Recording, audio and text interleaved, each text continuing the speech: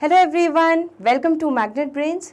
मैं हूं अदिति शाह और आज के लेक्चर में हम कर रहे हैं क्लास 12th अकाउंट्स का चैप्टर नंबर 3 जिसका नाम है गुडविल, नेचर एंड वैल्यूएशन। तो हम लोगों ने बच्चों प्रीवियस वीडियो में कॉन्सेप्ट पार्ट 1 जो पढ़ा था उसमें हमने क्या क्या पढ़ा था कि गुडविल होता क्या है, मीनिंग समझा था हमने गुडविल का। ठीक है, it is nothing but brand value या रेप्यूटेशन ऑफ अ कंपनी। हमने देखा था कि नीड्स क्या हो कब अराइज होते हैं जब हमें गुडविल को वैल्यू करना पड़ेगा। ठीक है, अलग अलग सिचुएशंस देखी थी कब गुडविल वैल्यू की जाती है। ठीक है, कब गुडविल का वैल्यूएशन होता है। उसके बाद हमने बच्चों कुछ फैक्टर्स भी देखे थे कि ऐसे कौन कौन से फैक्टर्स हैं जो गुडविल को अफेक्ट करते हैं। ठीक है, तो काफ़ी सारे हमने बेसिक जो कॉन्सेप्ट्स थे गुडविल के बारे में, जो थ्योरेटिकल कॉन्सेप्ट्स थे वो हमने पार्ट 1 में देख लिए थे। अब आज से हमारा गुडविल का मेन जो बोलते हैं कैलकुलेशंस कैसे होंगे, किस तरह से आप कैलकुलेट करोगे गुडविल, वो वाला पार्ट स्टार्ट हो रहा है। ठीक है, तो आपको बहुत ज़्यादा ध्यान देना है क्लास में। ठीक, चलिए तो हम लोग स्टार्ट कर रहे हैं बच्चों topic methods of valuation of goodwill, how to calculate goodwill. तो गुडविल को हम कैलकुलेट कैसे कर सकते हैं, उसका वैल्यूएशन कैसे कर सकते हैं, उसके लिए 3 मेथड्स हैं बच्चों। ठीक है, पहला मेथड क्या है, average profit method. Second method है सुपर प्रॉफिट मेथड और तीसरा मेथड है कैपिटलाइजेशन मेथड। अब आप लोग बोलोगे मैम एवरेज प्रॉफिट क्या है, सुपर प्रॉफिट क्या है, तो बिल्कुल घबराना नहीं है, हम एक एक टॉपिक को बड़े आराम से और बहुत बढ़िया तरीके से समझेंगे। ठीक है, और ये बहुत इंपॉर्टेंट है बच्चों क्योंकि ये आपको आगे दूसरे चैप्टर्स में भी ये सारे कॉन्सेप्ट्स काम में आने वाले हैं। ठीक, चलिए तो एवरेज प्रॉफिट मेथड में हम 2 तरह के मेथड से कैलकुलेशन सीखेंगे, सिंपल एवरेज मेथड और वेटेड एवरेज मेथड। ठीक है, देन हम सुपर जो सेकंड वाला मेथड है सुपर प्रॉफिट मेथड, उसका अलग से सीखेंगे, डिटेल में कॉन्सेप्ट समझेंगे, कैलकुलेशंस देखेंगे। And the last one is capitalization method. तो इसमें भी 2 तरह से हम कैलकुलेट करते हैं, एक कैपिटलाइजेशन ऑफ एवरेज प्रॉफिट के हिसाब से और एक कैपिटलाइजेशन ऑफ सुपर प्रॉफिट के हिसाब से। ठीक है, तो हम आप लोग अभी ये सब नोट कर लो और हम लोग आज वाले लेक्चर में सिर्फ और सिर्फ जो ए पार्ट है, जो ए मेथड है, that is average profit method, उस पर हमारा पूरा 100% फोकस रहेगा। ठीक है, तो इसको नोट कर लीजिए और उसके बाद हम स्टार्ट करते हैं हमारा method number A, average profit method.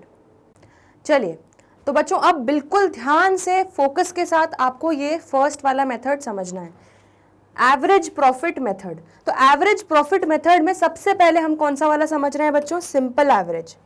ठीक है, तो सिंपल एवरेज प्रॉफिट मेथड जो है हम वो समझने जा रहे हैं। चलिए तो एवरेज प्रॉफिट मेथड में जो फर्स्ट पार्ट है that is simple average profit method, उसका एक बड़ा ही सिंपल सा फॉर्मूला है। क्या फॉर्मूला है, गुडविल क्या होगा, goodwill is equal to average profits into number of years purchased.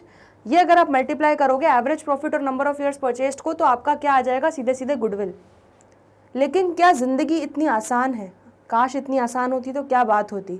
ठीक है, इतना आसान नहीं है बच्चों कि आपको ये दे दिया ये दे दिया, आपको मल्टीप्लाई करके गुडविल निकाल लेना है। आपको एक एक चीज़ के लिए बड़े सारे पापड़ बेलने पड़ेंगे। ठीक है, तो एवरेज प्रॉफिट अब ये आपको निकालना रहेगा। ठीक है, तो एवरेज प्रॉफिट का फॉर्मूला क्या दिया हुआ है, normal business profit of all years divided by number of years. तो देखो सिंपल एवरेज तो हम सबको निकालना आता है, बड़ा सिंपल है। क्या होता है सिंपल एवरेज, कैसे निकालते हैं, एक एग्जाम्पल देख लेते हैं यहाँ पे। ठीक है, ये मेरा फर्स्ट ईयर है।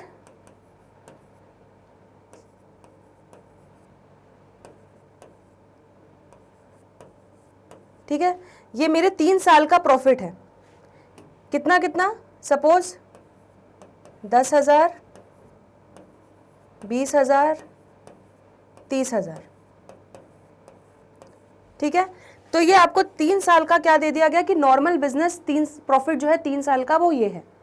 ठीक, अब आपको क्या करना है, सिंपल एवरेज अगर निकालना है, एवरेज प्रॉफिट कैसे निकाल लोगे, हम सबने सीखा है बचपन से, क्या करते हैं 30,000 प्लस 20,000 50,000 प्लस 60,000। तो इन तीनों का टोटल लगाया 60,000 डिवाइडेड बाय 3।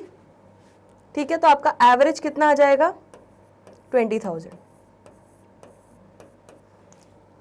ठीक है, लेकिन काश जिंदगी इतनी आसान होती। ठीक है, यहाँ पर भी सीधे सीधे आपको नॉर्मल बिजनेस प्रॉफिट नहीं दिया जाएगा, ये नॉर्मल बिजनेस प्रॉफिट बच्चों हमें निकालना पड़ेगा। ठीक है, तो इसका एग्जाम्पल हम समझेंगे आराम से। ठीक है, तो एवरेज प्रॉफिट को भी हम बहुत डिटेल में समझने वाले हैं, लेकिन उसके पहले जो सबसे इजी चीज़ है, ठीक है, जिसने हमारी ज़िंदगी आसान कर दी है, वो हम देख लेते हैं। तो नंबर ऑफ ईयर्स परचेज्ड, ये आपको क्वेश्चन में गिवन रहेगा, खुश हो जाओ इस बात पे। ठीक है, तो generally number of years purchase जो है ये हमें क्वेश्चन में दिया रहता है। इसका मतलब क्या होता है वो हम समझ लेते हैं। It means the number of years for which the firm is likely to earn same amount of profit after changing ownership because of efforts put in the past. तो पढ़ने में थोड़ा कॉम्प्लिकेटेड लग रहा है, लेकिन कुछ नहीं, मैं आपको एक एग्जाम्पल के उससे समझाती हूँ। सपोज ए कंपनी है, ठीक है, और बी कंपनी है। तो बी कंपनी जो है वो ए कंपनी को खरीद रही है। ठीक, अब बी कंपनी ए से ये पूछ रही है कि आपने जो पुराने कर्म किए हैं, आपने जो पुरानी मेहनत की है, पुराने एफर्ट्स डाले हैं, ठीक है, उसका फल मुझे कितने सालों तक मिलेगा। इसका मतलब बी पूछ रहा है ए से कि आपके जो पास्ट एफर्ट्स हैं, ठीक है, आपने जो पास्ट एफर्ट्स किए हैं, तो मुझे ओनरशिप चेंज होने पर मुझे आपकी पुरानी मेहनत का सेम अमाउंट ऑफ प्रॉफिट्स कितने साल तक मिलते रहेंगे, मैं अगर कोई एफर्ट नहीं डालूं, एक्स्ट्रा एफर्ट नहीं करूं तब भी। ठीक है, तो नंबर ऑफ ईयर्स परचेज कुछ नहीं बल्कि होता है क्या, पुराने कर्मों का फल, कर्मों का फल कितने समय मिलेगा।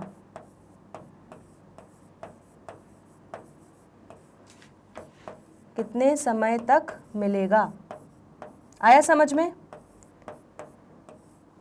तो ए ने कहा बी से सपोज कि आप कुछ एफर्ट मत डालो, मैंने इतनी मेहनत कर दी है, अगर आप कुछ एफर्ट नहीं भी डालोगे तो आपको 5 लाख का जो मुझे प्रॉफिट हो रहा है, ठीक है, इस मेरे होते हुए मेरी ओनरशिप में 5 लाख का प्रॉफिट हो रहा है पर ईयर। ठीक है, तो आपको अगले 5 साल तक वो 5 लाख का प्रॉफिट होता ही रहेगा अगर आप कोई एफर्ट नहीं डालोगे तो भी। ठीक है, तो उसके पुराने कर्मों का फल जो है वो बी को कितने सालों तक मिलता रहेगा। This is number of years purchase. तो एक बार देख लो फिर से। It means the number of years for which the firm is likely to earn same amount of profit after changing ownership. तो ए और बी की, ए की ओनरशिप चेंज हो रही है, अब किसकी ओनरशिप में जा रही है कंपनी, बी की ओनरशिप में जा रही है। ठीक है, तो कितने सालों तक उसको सेम अमाउंट ऑफ प्रॉफिट मिलता रहेगा। क्यों? क्योंकि जो पुराने एफर्ट्स डाले हैं इन द पास्ट, किसने, ए ने, तो पुराने जो कर्म ए ने किए हैं, ठीक है, उसका फल बी को कितने सालों तक मिलता रहेगा, सेम अमाउंट ऑफ प्रॉफिट उसको कितने सालों तक मिलता रहेगा। ये होता है हमारा नंबर ऑफ ईयर्स परचेज। इतना क्लियर हो गया। ये आपको क्वेश्चन में जनरली दिया हुआ होगा, तो आपका इस फॉर्मूले में ये चीज तो जनरली आपको गिवन होगी। अब जो आपको असली पापड़ बेलने हैं वो ये एवरेज प्रॉफिट के लिए बेलने हैं। ठीक है, तो एवरेज प्रॉफिट का हमने फॉर्मूला देख लिया था, normal business profits of all years divided by number of years. अब ये तो हमको सिंपल एवरेज निकालना तो आता है, लेकिन ये चीज़ है, ये कहानी जो है नॉर्मल बिजनेस प्रॉफिट्स, ये क्या होता है। तो ऐसे प्रॉफिट्स जो बिजनेस का डे टू डे जो नॉर्मल कंडीशंस हैं, उन कंडीशंस में जो बिजनेस ने प्रॉफिट कमाया होगा या जो कमाएगा, वो नॉर्मल बिजनेस प्रॉफिट्स होते हैं। ठीक है, इसका एक बड़ा सिंपल सा मैं आपको एग्जांपल देती हूँ। आप सब पोहे तो खाते होंगे। अब पोहे में कई लोगों की आदत होती है, ठीक है, उसमें से वो मूंगफली को अलग कर देते हैं, उसमें से वो धनिया को अलग कर देते हैं, और फिर उसके बाद वो पोहे को खाते हैं। ठीक है, तो बस यही आपको करना है। यहाँ पर आपको नॉर्मल बिजनेस प्रॉफिट सीधे सीधे नहीं दिया रहेगा, आपको पोहे दिए रहेंगे जिसमें मूंगफली भी डली होगी, जिसमें धनिया भी डला होगा, मिलावटी होगा। तो आपको धनिया और मूंगफली दोनों अलग करना है और फिर आपको पोहे को खाना है। फिर आपको ये इस फॉर्मूले में नॉर्मल बिजनेस प्रॉफिट्स पुट करना है। आया समझ में। ठीक है, तो चलो अब ये नॉर्मल बिजनेस प्रॉफिट कैसे निकलेगा, आप क्या क्या मूंगफली है, क्या क्या धनिया है, वो हम देख लेते हैं, जो आपको हटाना है, जो आपको प्लस माइनस करना है। तो how to calculate normal business profit, ये हम देख लेते हैं। तो बच्चों ये आपको मिलावटी प्रॉफिट दिया है। ठीक है, मैं यहाँ पे लिख देती हूँ मिलावटी प्रॉफिट।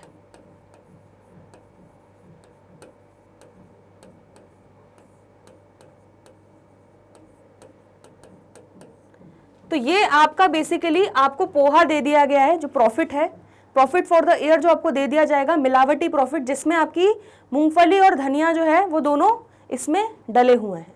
ठीक है, तो अब हमें कुछ आइटम्स हैं जो ऐड करने पड़ेंगे अपना नॉर्मल, इस मिलावटी प्रॉफिट से अपना नॉर्मल प्रॉफिट निकालने के लिए।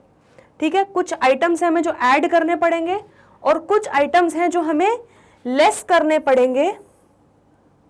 उसके बाद हमारे पोहे में से मूंगफली और धनिया हट जाएगा और हमें सीधे सीधे अपना क्या करेक्ट प्रॉफिट या नॉर्मल प्रॉफिट मिल जाएगा। आया समझ में? अब वो क्या क्या चीजें हैं वो देख लेते हैं। ठीक है, तो हमारे ऐड वाले आइटम्स क्या हैं उसको भी एक एक करके डिटेल में समझ लेते हैं। अगर कोई एबनॉर्मल लॉसेस हैं जो हमने डेबिट किए हैं, ठीक है, तो अगर कोई ऐसे लॉसेस हैं जो डे टू डे बिजनेस के उसमें सिचुएशन में नहीं होते, कभी कभार होते हैं, इसलिए उसको हम एबनॉर्मल इन नेचर कहते हैं। ठीक है, तो कभी कभार होने वाले लॉसेस अगर हमने इस बार डेबिट किए हैं तो वो हमें हटाने पड़ेंगे। ठीक है, अगर हमने डेबिट किया है तो हमें उसको वापस क्या करना पड़ेगा, ऐड बैक करना पड़ेगा। ठीक है, अगर लॉस को हमने माइनस किया तो उसको वापस ऐड बैक करना पड़ेगा, तो इसीलिए हम क्या कर रहे हैं, उसको वापस से ऐड करेंगे। तो एबनॉर्मल लॉसेस क्या क्या हो सकते हैं ये हम देख लेते हैं। तो एबनॉर्मल लॉसेस हमारे किन किन प्रकार के होते हैं, ये हमारे एबनॉर्मल लॉसेस हैं सारे।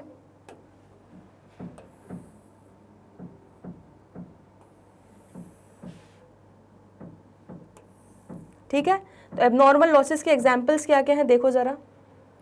Loss on sale of asset, ठीक है, अगर कोई असेट बेचा उस पे लॉस हुआ, ठीक है, तो वो हमने कहीं ना कहीं अपने ट्रेडिंग या पीएनएल अकाउंट में डेबिट साइड पे किया होगा, बट वो क्या हर बार होता है? क्या वो हमारे नॉर्मल बिजनेस सिचुएशंस में ये लॉस होता है? नहीं। ठीक है, ये कभी कभार होने वाली चीज़ है। ठीक है, तो इसलिए हम इसको क्या कर लेंगे, वापस से ऐड बैक कर लेंगे। लॉस बाय थेफ्ट और फायर, तो आग भी कभी कभी ओकेजनली लगती है, ऐसे तो नहीं कि रोज आग लग रही है। ठीक है, तो आपके डे टू डे बिजनेस में जो खर्चे हो रहे हैं आपको सिर्फ उनको कंसिडर करना है। जो एबनॉर्मल लॉसेज हैं ये अगर आपने कंसिडर किए हुए होंगे, क्योंकि आपका प्रॉफिट जो है वो मिलावटी है, तो इसमें ये वाली चीज़ें आई हुई होंगी, वो आपको वापस से उनको ऐड बैक करना है। ठीक है, मिलावटी प्रॉफिट में हमने वो चीज़ें माइनस की होंगी, तो इसलिए हम उनको ऐड बैक कर रहे हैं। तो ठीक है, आपने जो लॉस अगर चोरी हुई या बाय फायर आपका कोई लॉस हुआ उसको भी आप ऐड बैक करोगे। इंटरेस्ट अगर आपने कोई पे किया, ठीक है, उसको भी ऐड बैक करोगे। डिविडेंड अगर आपने कोई पे किया, ठीक है, क्योंकि ये आपके नॉर्मल बिजनेस कोर्स से रिलेटेड नहीं है ये सारी चीज़ें, तो डिविडेंड अगर आपने पे किया उसको भी ऐड बैक करोगे। अगर कोई किसी ने वॉलंटरी रिटायरमेंट ले लिया उसको आप पेमेंट कर रहे हो तो उसको भी ऐड बैक करोगे। ये सारे आपके एबनॉर्मल लॉसेस की कैटेगरी आती है। तो जितने भी एबनॉर्मल लॉसेस हुए हैं अगर आपने वो डेबिट किए हैं, अगर पीएनएल अकाउंट में अपने डेबिट साइड पे लिखा है तो उसको आप ऐड बैक करोगे। इतना क्लियर हो गया? Over valuation of opening stock को ऐड बैक करोगे, under valuation of closing stock को ऐड करोगे, एंड कैपिटल एक्सपेंडिचर को अगर रेवेन्यू एक्सपेंडिचर की तरह ट्रीट किया है तो उसको भी ऐड करोगे। तो पहले एक काम करते हैं, हम जरा एक ऐड वाला जो है ना पूरा सिस्टम समझ लेते हैं। आप बच्चे जनरली इसको क्या करते हो, इसको आप रटने की कोशिश करोगे कि अच्छा ये ऐड करते हैं, ये ऐड करते हैं, ये ऐड करते हैं, फिर आप बोलोगे ठीक है ये माइनस करते हैं, ये माइनस करते हैं, ये माइनस करते हैं। बट अगर इस तरह से आप रटोगे तो वो लॉन्ग टर्म तक आपके दिमाग में फीडेड नहीं रहेगा और आपके कॉन्सेप्ट्स कभी क्लियर नहीं होंगे। इसीलिए मैं आपके लिए एक छोटी सी चीज़, छोटा सा एक्सप्लेनेशन कर रही हूँ जिससे आपको पूरी कहानी जो है वो क्लियर हो जाएगी।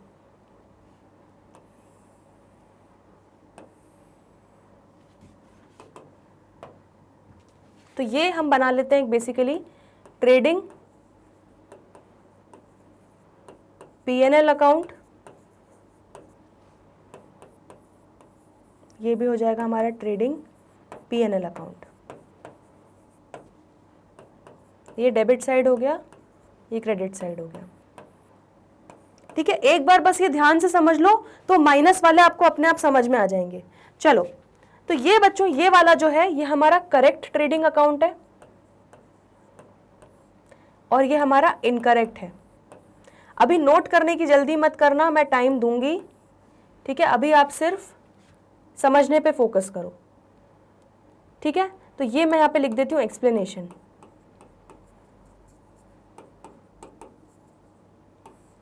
अब ध्यान से देखना, यहाँ पे जो करेक्ट ट्रेडिंग P&L अकाउंट है वो हमारा क्या बनता, यहाँ पे बाय सेल्स, सपोज हमारी सेल्स हुई कितनी 1 लाख की, बाय क्लोजिंग स्टॉक हमारा एक्चुअली क्लोजिंग स्टॉक था कितना 20,000 का, ठीक है। यहां पर हम क्या लिखते हैं, टू ओपनिंग स्टॉक, ठीक है। ओपनिंग स्टॉक हमारा सपोज था 40,000 का,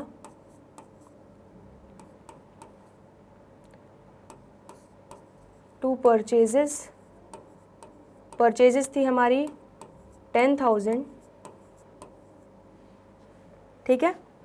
और यहाँ पर हम लिख लेते हैं टू डायरेक्ट एक्सपेंसेस हमारे थे 5,000 के, एंड टू इनडायरेक्ट एक्सपेंसेस थे हमारे 15,000 के, है ना। ऐसा हम मान के चल रहे हैं, ठीक है। तो अब यहाँ पर इस केस में आपका प्रॉफिट कितना आ जाएगा, निकालो भाई, प्रॉफिट कितना आ जाएगा। तो ये हो जाएगा 1,20,000 credit side, minus 40,000, minus 10,000, minus 5,000, minus 15,000, तो आपका प्रॉफिट हो जाएगा बच्चों यहाँ पे 50,000, ठीक है। तो ये आपका करेक्ट ट्रेडिंग P&L अकाउंट बनना चाहिए था, ठीक है। लेकिन अब हम एक एक केस समझते जाते हैं। ये तो ठीक है, चलो by sales 1 lakh, by closing stock 20,000, ठीक है। To opening stock,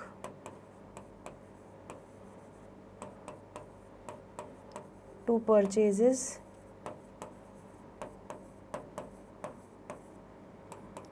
to direct expenses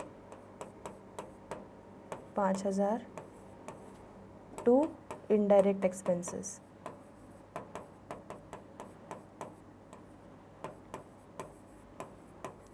ठीक है। अब सबसे पहला एक चीज़ समझते हैं, ये तो आपको समझ में आ गया कि जो चीज़ें यहाँ पर हमारे नॉर्मल कोर्स में नहीं आनी चाहिए थी, एबनॉर्मल लॉसेज जो हमने डेबिट किए होंगे, ठीक है, तो वो हमारा प्रॉफिट को मिलावटी बना रहे हैं, उसको हमने इसलिए क्या कर देते हैं, हम उसको ऐड बैक कर देते हैं, क्योंकि हमने उसको डेबिट किया है, मतलब उसको एज अ खर्चा ट्रीट किया है। लेकिन अब जैसे हमारा सेकेंड एग्जाम्पल हो गया, over valuation of opening stock को क्यों ऐड कर रहे हैं, क्यों ऐड कर रहे हैं, ये आपका क्वेश्चन होना चाहिए बच्चों। तो ओवर वैल्यूएशन मतलब क्या होता है, 40,000 का ओपनिंग स्टॉक था, उसको आपने कितना दिखा दिया, 60,000 का दिखा दिया, ओवर वैल्यू कर दिया, जितनी वैल्यू नहीं थी उससे ज्यादा दिखा दिया। तो अब जरा प्रॉफिट निकालो, अब देखो प्रॉफिट कितना आ रहा है आपका। तो आपका प्रॉफिट कितना आ जाएगा, 1,20,000 माइनस 60,000 माइनस 10,000 माइनस 5,000 माइनस 15,000। तो आपका प्रॉफिट बच्चों कितना आ रहा है, 30,000। तो ये इनकरेक्ट ट्रेडिंग P&L अकाउंट में आपने ओवर वैल्यू करके रखा है अपना ओपनिंग स्टॉक, ठीक है। कितने से ओवर वैल्यू करके रखा है, 20,000 से आपने ज्यादा दिखा दिया ओपनिंग स्टॉक, 20,000 से ज्यादा डेबिट कर दिया, तो इसलिए आपका 20,000 से प्रॉफिट क्या हो गया, आपका कम हो गया। तो आपका 50,000 की जगह आप प्रॉफिट कितना आ रहा है, 30,000। इसीलिए जितने से आपने ओवर वैल्यू किया है ओपनिंग स्टॉक, आप 20,000 जब इसमें करेक्ट करने के लिए इसमें 20,000 जब ऐड कर दोगे ओवर वैल्यूएशन ऑफ स्टॉक, तो आपका प्रॉफिट वापस से क्या हो जाएगा, करेक्ट हो जाएगा, दैट इज 50,000 पे पहुंच जाएगा। आ रहा है समझ में, ठीक है। तो इसीलिए हम हमेशा over valuation of opening stock जो हमने ज्यादा डेबिट कर दिया, जिसके कारण हमारा प्रॉफिट कम हो गया, तो उस एक्सेस अमाउंट से हम वापस से क्या करते हैं, उसको ऐड बैक करते हैं, इसलिए over valuation of opening stock को ऐड करते हैं। ये एक एग्जाम्पल हो गया, क्लियर हो गया, ठीक है। एक बार इसको देखो, फिर हम नेक्स्ट वाला केस समझ लेते हैं। कोई डाउट हो तो पूछ लो। अब हमने ओपनिंग स्टॉक तो सही लिखा, ठीक है, हम ओपनिंग स्टॉक सही लिख लेते हैं वापस से। ओपनिंग स्टॉक तो हमारा सही था 40,000, लेकिन हमने अपने क्लोजिंग स्टॉक को क्या कर दिया, under valuation of closing stock. मतलब हमारा क्लोजिंग स्टॉक था 20,000 का, ठीक है, हमने उसको अंडर वैल्यू करके सपोज 5,000 ही दिखाया, ठीक है, उसको उसकी वैल्यू को उससे कम वैल्यू से दिखाया, जितनी उसकी एक्चुअल वैल्यू थी उससे कम पे दिखाया, ठीक है। तो अब यहां पर क्लोजिंग स्टॉक 5,000 होने के कारण देखो आपका प्रॉफिट फिर अफेक्ट होगा। तो ये कितना हो जाएगा, 1,05,000 माइनस 40,000 माइनस 10,000 माइनस 5,000 माइनस 15,000, तो ये प्रॉफिट कितना हो जाएगा आपका 35,000,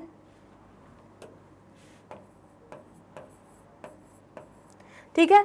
तो आपने 15,000 रुपए से अपने क्लोजिंग स्टॉक को कम दिखाया है, तो इसके कारण आपका प्रॉफिट में भी 15,000 का इम्पैक्ट आया है, 50 की जगह अब 35 से ही दिख रहा है आपका, ठीक है। तो इस इम्पैक्ट को सही करने के लिए, ये गलती को सही करने के लिए हम क्या करते हैं, उस प्रॉफिट में फिर से 15,000 को ऐड करते हैं, जो आपने जितने से क्लोजिंग स्टॉक को गलत दिखाया है, अंडर वैल्यू किया है, उतने अमाउंट से आप इसको ऐड कर दोगे, इसलिए under valuation of closing stock को हम क्या करते हैं, ऐड करते हैं। कहानी समझ में आ गई, ठीक है, इतना समझ में आ गया। तो ये भी एक बार देख लो। तो अब समझ में आ रहा है over valuation of opening stock. तो जब भी over valuation of opening stock देखोगे तो आपको दिमाग में क्या सोचना है कि हमने ज्यादा से डेबिट कर दिया तो उसके कारण प्रॉफिट कम आ रहा होगा, इसलिए हमको ऐड बैक करना है। Under valuation of closing stock जब देखते हो तब आपको क्या सोचना है कि हमने अपना क्लोजिंग स्टॉक क्रेडिट साइड जो है वो कम से दिखाया, कम क्रेडिट किया, तो उसके कारण हमारा प्रॉफिट भी कम आएगा, तो हमको क्या करना पड़ेगा, उसको वापस से ऐड बैक करना पड़ेगा। आया समझ में? चलो अब next, capital expenditure treated as revenue expenditure. अब सपोज आपने फर्नीचर खरीदा, ठीक है, अब सब कुछ यहाँ तो आपने सब कुछ सही कर दिया है ना, यहाँ पे आपने क्लोजिंग स्टॉक भी सही कर दिया, ये हो गया 20,000, सब कुछ बिल्कुल परफेक्टली चल रहा था। बट इस बार आपने क्या गलती कर दी, आपने गलती करी कि आपने फर्नीचर खरीदा, तो आपने क्या किया, टू फर्नीचर एक्सपेंस, आपने उसको पीएनएल में ही डाल दिया। मतलब उसको, वो होता है हमारा कैपिटल एक्सपेंडिचर, वो हमारा जाता है सीधे बैलेंस शीट में, उसको हम कभी भी प्रॉफिट एंड लॉस अकाउंट में मारते नहीं है, ठीक है, लेकिन आपने उसको पीएनएल अकाउंट में एज रेवेन्यू एक्सपेंडिचर ट्रीट कर दिया, और यहां आपने लिख दिया सपोज करो 20,000, तो 20,000 का आपने फर्नीचर खरीदा। तो देखो फिर आपका क्या होगा, प्रॉफिट अफेक्ट हो जाएगा। अब प्रॉफिट देखो कितना हो जाएगा, प्रॉफिट देखो 1,20,000 minus 40,000 minus 10,000 minus 5,000 minus 15,000 minus 20,000, तो अब आपका प्रॉफिट बच्चों सिर्फ बचेगा 30,000। तो क्या हुआ, आपने जो कैपिटल एक्सपेंडिचर था उसको एज रेवेन्यू एक्सपेंडिचर मान के उसको ट्रेडिंग पीएनएल अकाउंट में डेबिट कर दिया। मतलब आपने खर्चा ज़्यादा से डेबिट कर दिया, जो डेबिट नहीं करना था वो भी डेबिट कर दिया, उसके कारण आपका प्रॉफिट कम हो गया। तो इसीलिए आप उसको क्या करोगे, वापस से ऐड बैक करोगे, जो भी कैपिटल एक्सपेंडिचर, जो आपने गलत एक्सपेंस यहाँ पे डेबिट किया है, ठीक है, जो गलत एक्सपेंस आपने माइनस किया है अपनी क्रेडिट साइड की इनकम में से, उस एक्सपेंस को आप वापस से क्या करोगे, ऐड बैक करोगे, क्योंकि वो रेवेन्यू एक्सपेंस था ही नहीं। आया समझ में? इतना डिटेल में बच्चों कोई नहीं समझाता, आप सिर्फ बैठ के रट लेते हो, मैं ये कभी नहीं चाहती, इसीलिए मैं इतना इन डेप्थ जा रही हूँ कि आपको समझ में आए लॉजिक कि हम ये सब चीज़ें प्लस क्यों कर रहे हैं, ठीक है। तो एक बार ये ट्रेडिंग पीएनएल अकाउंट और एक बार और देख लो, और ये सारी ऐड वाली जो चीज़ें हैं इनको नोट कर लो।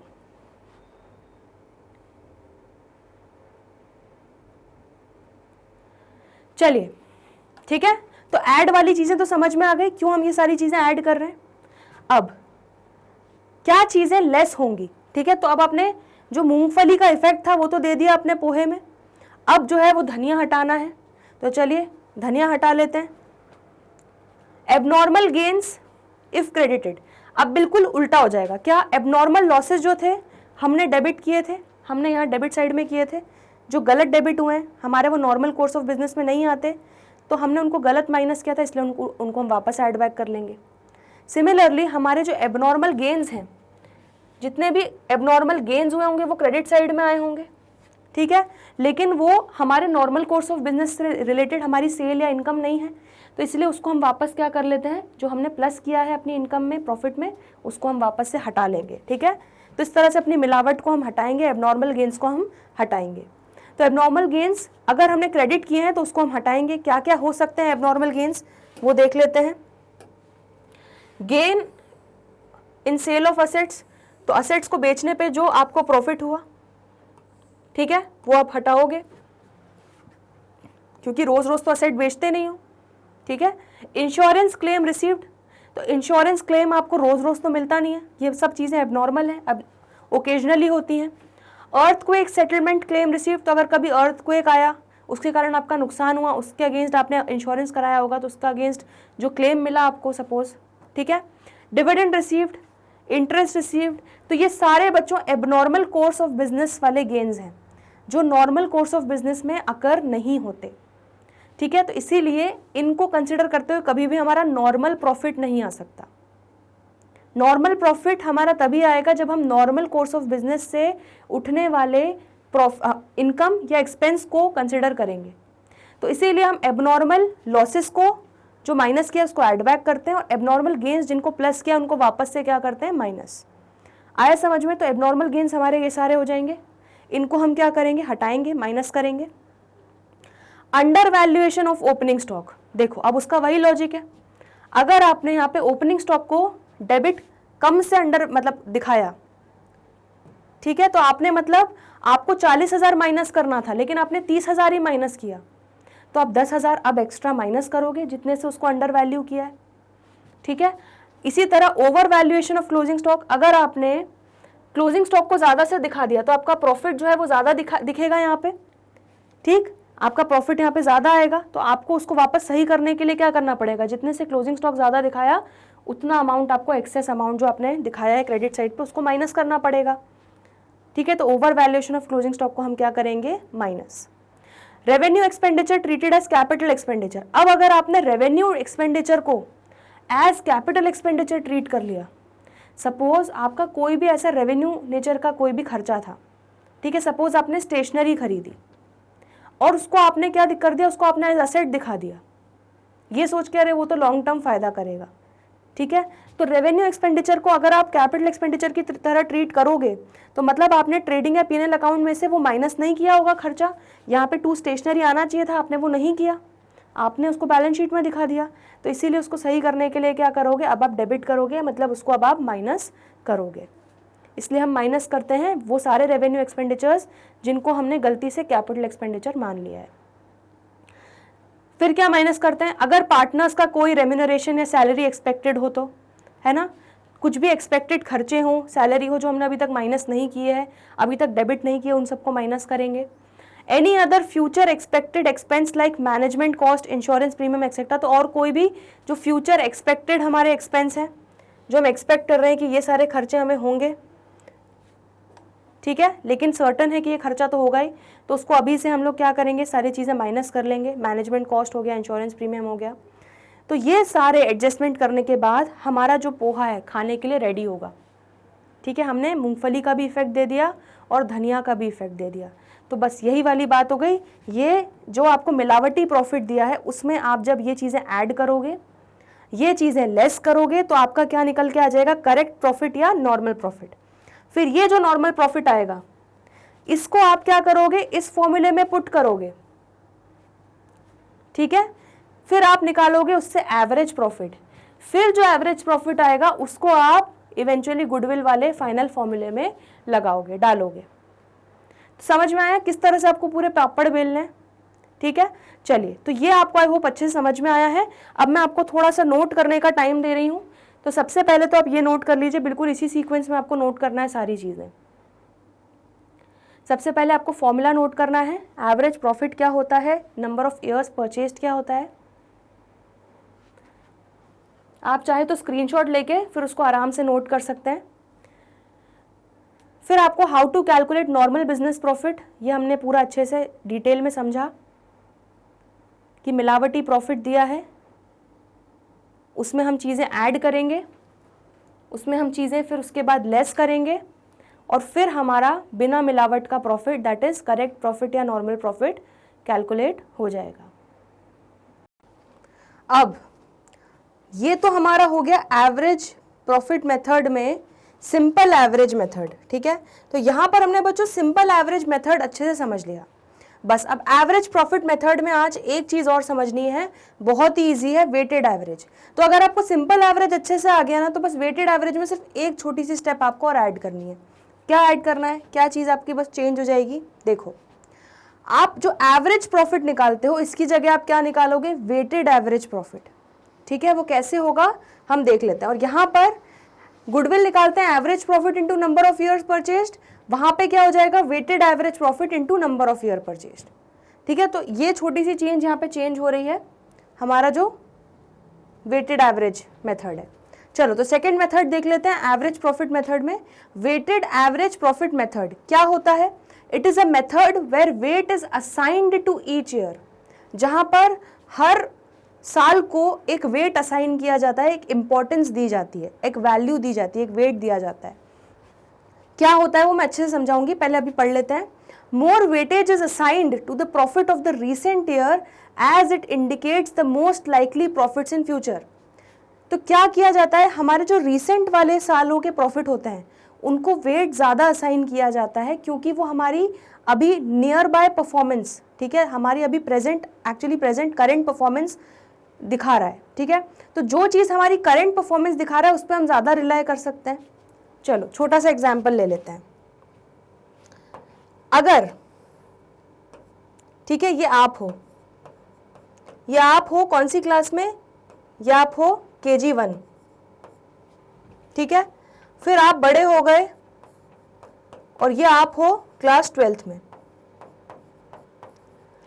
अब जब आप कॉलेज में जाओगे, ठीक है, जब आप कॉलेज के लिए फॉर्म भरोगे तो वहां पे आपके मार्क्स पूछे जाते हैं। ठीक है, वहां पे आपसे मार्क्स पूछा जाएगा किसका, क्लास 10th का, क्लास 12th का, और उसके बेसिस पे आपको एडमिशन मिलेगा कॉलेज में। ठीक है, क्या उनको फर्क पड़ता है कि आपके KG1 में क्या ग्रेड आए थे, उनको कोई फर्क नहीं पड़ता। वो आपका रीसेंट परफॉर्मेंस का इवैल्यूएशन कर रहे हैं। ठीक है, वो उसको ज़्यादा इंपॉर्टेंस दे रहे हैं, उसको ज़्यादा वेटेज दे रहे हैं। आ रहा है समझ में। ठीक है, तो क्लास 12th में हो सकता है KG1 में आप बड़े नालायक बच्चे रहे हो, आप बिल्कुल पढ़ाई नहीं करते थे, सिर्फ मस्ती करते थे, बिल्कुल भी सिंसियरिटी नहीं थी, लेकिन क्लास 12th में आके आप एकदम डिसिप्लिन्ड और एकदम होशियार और इंटेलिजेंट बच्चे हो गए हो। ठीक है, बहुत सिंसियर बच्चे हो गए हो, तो आपने अच्छा स्कोर किया होगा। हो सकता है यहाँ पर आप बड़ी मुश्किल से 45% लाते हो, लेकिन हो सकता है क्लास 12th में आप 80+% ले आओ। ठीक है, तो आपका जो करंट इवैल्यूएशन होगा वो होगा आपके रीसेंट परफॉर्मेंस के हिसाब से, क्योंकि ये कहा जाता है कि you are most likely to perform उसी तरह से इन फ्यूचर। तो कॉलेज ये देखेगा कि रिसेंटली हाँ आपके 80+ आए, मतलब आपने अच्छे से पढ़ाई की है, आप डिसिप्लिन बच्चे हो, ठीक है, तो आपको कॉलेज में एडमिशन दे दिया जाएगा, तो ये सोच के कि आप अच्छा परफॉर्म करोगे। क्लियर हो गया। तो बस यही कहानी है वेटेज देने की। अब क्या करते हैं, देखो, ये तो आपने देखा एवरेज प्रॉफिट कैसे निकालते थे, हमने एक एग्जाम्पल देखा था, जैसे 30,000 हमारे 3 साल के प्रॉफिट होते थे, 10,000, एग्जाम्पल हम 3 साल का ले रहे हैं, 20,000, 30,000 डिवाइडेड बाय 3। इस तरह से हमने एवरेज प्रॉफिट निकालना सीखा था। जो पिछले 3 साल के प्रॉफिट है divided by total number of years जो भी होगा, ये आपका सिंपल एवरेज मेथड हो गया। अब बस कुछ नहीं करना है, आपको हर प्रॉफिट में एक एक वेटेज देना है।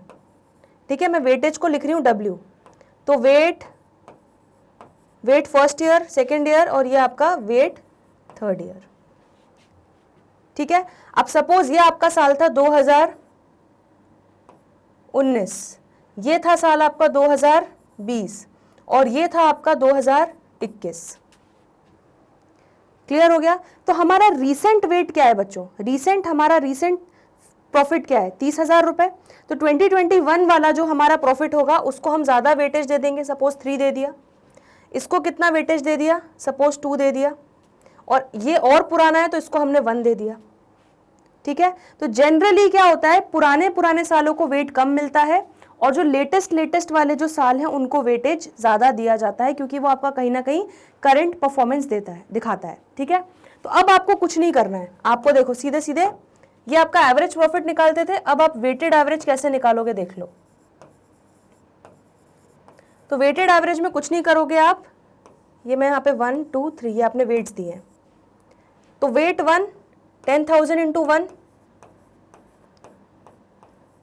प्लस 20,000 इंटू 2 कितना हो जाएगा 40,000 प्लस 30,000 इंटू 3 कितना हो जाएगा 90,000 डिवाइडेड बाय, अब यहां पे आप टोटल नंबर ऑफ ईयर्स की जगह क्या करोगे, total number of weights, total weight कितना हो रहा है, तो यहाँ पे टोटल वेट कितना हो रहा है 3 + 2 5 + 1 6, आया समझ में। तो आपका आंसर क्या आ जाएगा 10,000 + 40,000 + 90,000 डिवाइडेड बाय 6, तो ये समथिंग आ जाएगा 23,333, आया समझ में। तो बस आपको एवरेज प्रॉफिट और वेटेड एवरेज में डिफरेंस करते आना चाहिए। एवरेज प्रॉफिट में सीधे सीधे जो नॉर्मल प्रॉफिट है उनका एडिशन करके divided by total number of years कर देना है, लेकिन वेटेड एवरेज में उन्हीं नॉर्मल प्रॉफिट में उनका जो असाइंड वेट है वो उससे मल्टीप्लाई करते जाना है, ठीक है। तो 10,000 इंटू 1, 20,000 इंटू वेट 2 जो हमने दिया है सेकेंड ईयर को 40,000 एंड 30,000 इंटू जो थर्ड ईयर का वेट है 3, तो ये 90,000 divided by number of years की जगह हमें क्या करना है total number of weight. Clear है। तो आपने 3 + 2 + 1 किया 6 आ गया और आपका ये आंसर आ गया वेटेड एवरेज। अब इस वेटेड एवरेज को आप रख दोगे इस गुडविल के फॉर्मूले में और उसमें number of year purchased multiply कर दोगे, तो एवरेज प्रॉफिट की जगह इस बार क्या हो जाएगा वेटेड एवरेज प्रॉफिट। इतनी कहानी क्लियर हो गई, ठीक है। तो बस यही आपको पढ़ना था वेटेड एवरेज प्रॉफिट मेथड में और कुछ भी नहीं था। अगर आपको सिंपल एवरेज समझ में आ गया तो अब ये फॉर्मूला देख के आप एक बार मुझे बता सकते हो वेटेड एवरेज क्या हो जाएगा, यहाँ पे weighted average profit into number of year purchase हो जाएगा और यहाँ पे हम एवरेज प्रॉफिट की जगह यहाँ पे वेटेड एवरेज प्रॉफिट निकालेंगे और यहाँ पे हम total of normal business profit नहीं टोटल ऑफ वेटेड प्रॉफिट्स निकालेंगे divided by number of years की जगह क्या हो जाएगा divided by total weights. Clear हो गया, आया समझ में। तो सिंपल एवरेज और वेटेड एवरेज के बीच में डिफरेंस समझ में आ गया। तो ये वेटेड एवरेज को भी अच्छे से नोट कर लो, इसका फॉर्मूला वगैरह सब अच्छे से लिख लो और चाहो तो ये एक्सप्लेनेशन भी आप लिख सकते हो।